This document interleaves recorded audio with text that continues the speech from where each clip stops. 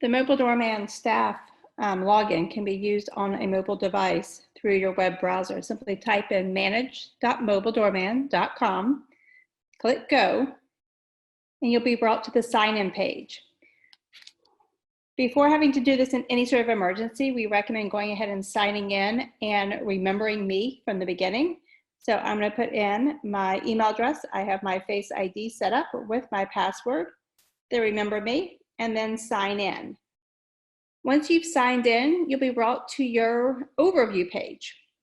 From here, of course, you can review all of your information. But if you're planning on sending in a message to all your residents, if you go to the top left-hand corner and click the 3 bars, you'll have your entire left-hand navigation bar viewable. You can click messages to go to the message section. At the very top, it asks for compose. If you type in your property name, it's going to come up with all current residents or all future residents. Click all current residents. Type in your subject.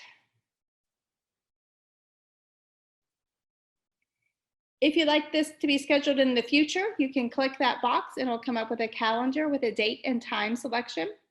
If you'd like it sent as a text message to those without the app, you may do that. Those with the app will still receive a push notification. A text has 140 characters, so unless it can be said that short, we recommend not pressing urgent. It'll be sent as an email message to everybody without the app. You can add in an attachment, whether it's a bulletin board post, content tile, a deal, an event, or if you have your own file in a PDF, you can upload that as well. And then you can type in your message. We also have formatting if you want to bold, italicize, underline, include a hyperlink, or do any sort of bulleted message. So I'll just type in a quick message and then I'll press send. When I press send, that is immediately sent to all of my residents.